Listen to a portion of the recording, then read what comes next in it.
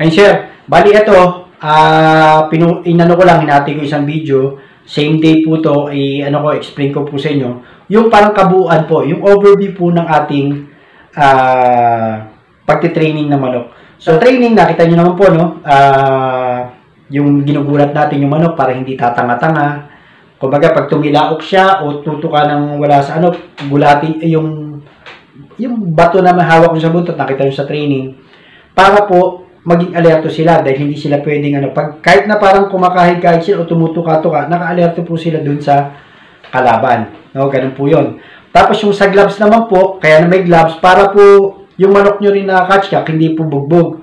Kaya pag nagtitrain kami madaling araw, naka-gloves, kahit hawak nyo yung catch cock, pag pinalo, hinaharang lang po yung ganun yung gloves, para pag pumalo sa taas, sa gitna. Ngayon, kahit nakababa, nakadapa po yung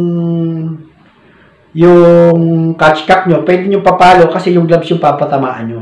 So ngayon, yung manok nyo, madaling maturuan, yung panlaban nyo, madaling maturuan, pumalo ng nakababa yung kalaban. Kasi iba, di ba, napansin natin, hindi kayang tapusin yung dapa ng kalaban. Yun, matuturuan nyo yung manok kasi ibababa nyo yung catch cock nyo. Ngayon, pag pumalo, igagano nyo lang, ihaharang nyo lang yung gloves.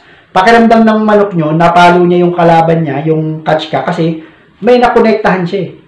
Pero, same halos ng katawan ng manok yung forma ng gloves. Kaya, naramdaman niya, may napalo siyang gano'n. Kaya, tuwan-tuwa siya na, kahit nakababa yung kalaban sa susunod, pag pinalo niya, alam niyang tatamaan niya. Dahil naramdaman niya na makapagpatama ng nakadapang kalaban. Kasi yung iba, hindi alam paano paluin po yun. So, yun po yun. Sa training. Ngayon,